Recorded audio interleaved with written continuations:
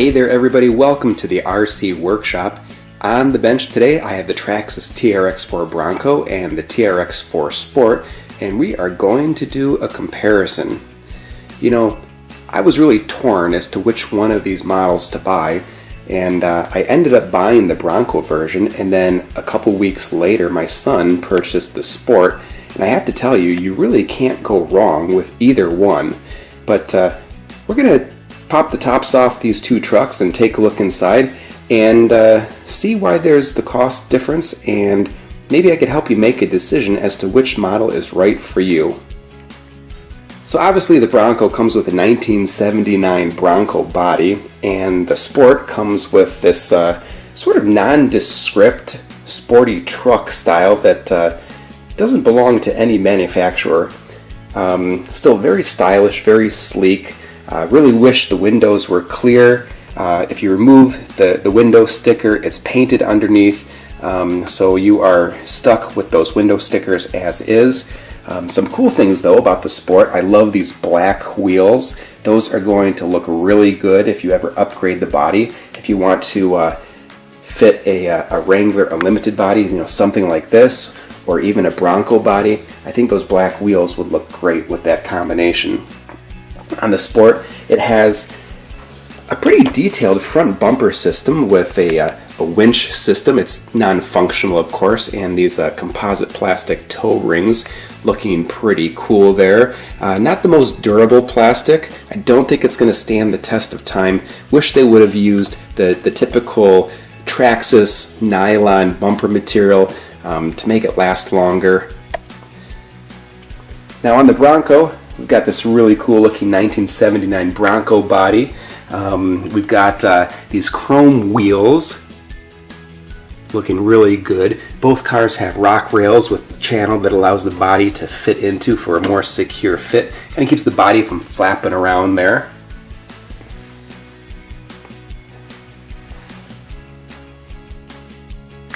So of course the different body styles affect the approach angles. Here's a look.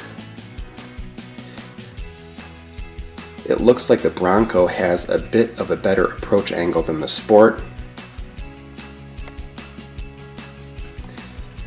Approach angles will change, of course, when you change the body or bumper system. Here's a look at the rear departure angles. Here are the trucks with their bodies removed. As you can see, the Bronco has these inner fender wells. These will help keep some of the debris out of the main chassis area. There is also this battery tray, which will allow you to put a smaller capacity battery here and run the car off of that. That will allow you to move some of the weight of the vehicle forward, giving you some more stability and more options when it comes to rock crawling. The Sport doesn't have the fenders.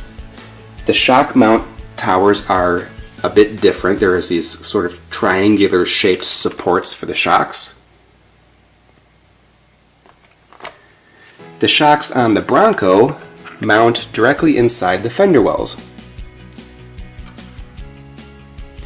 Now this is a notable difference, because if you had the mind to replace the body on the Bronco kit, most aftermarket bodies are going to require that you remove these fender wells. They're simply not going to fit under most bodies. For example, this Wrangler Unlimited body and the Proline Bronco body, these two bodies do not fit with these fender wells. They have to be removed. So if you're buying the Bronco kit because you wanted the fenders, you might want to think ahead about what you're planning to do with your bodies. Now, it's not a big deal if you have to remove these fenders. You'll simply have to purchase a $7 set of shock mount towers. These are the same shock mount towers that are used on the Sport kit. Here they are, and this is what they look like. And it just takes about 20 or 30 minutes to pop those onto the Bronco chassis, and then with some fine-tuning of your body mount systems, you'll be ready to go. Now, a lot of the plastic on both of these trucks is the same. They both have the same rock rails. They both have the same waterproof receiver cases. The battery tray is the same. Battery bar is the same. The chassis supports and the chassis frame is the same. So it really just comes down to electronics, but even there's a lot of similarities. Both have a Titan 21 turn motor. Both come with the XL5HV3S ESC. Waterproof, of course. And up front, the steering is controlled by a 2075X Traxxas servo in both.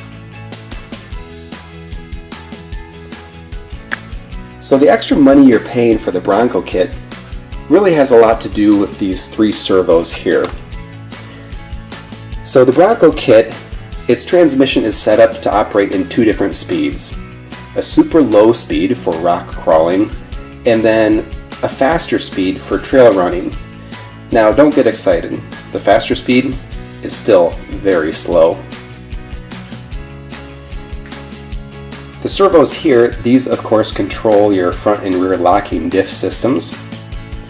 The Sport model does not have that 2-speed transmission. It has just a single-speed transmission, and it's geared to go slow and low. It's designed for rock crawling. However, its low gear is a little bit quicker than the low gear of the Bronco. The front and rear diff is fully locked 100% of the time. Aside from that, there's just some minor differences. Peeking through the chassis here, we could see that the Sport has a red composite plastic diff case cover. The diff case cover on the Bronco is this chrome-plated plastic cover. Alright, so that's pretty much it, everybody. Please take the time to like this video and subscribe to my channel. Take care, everybody.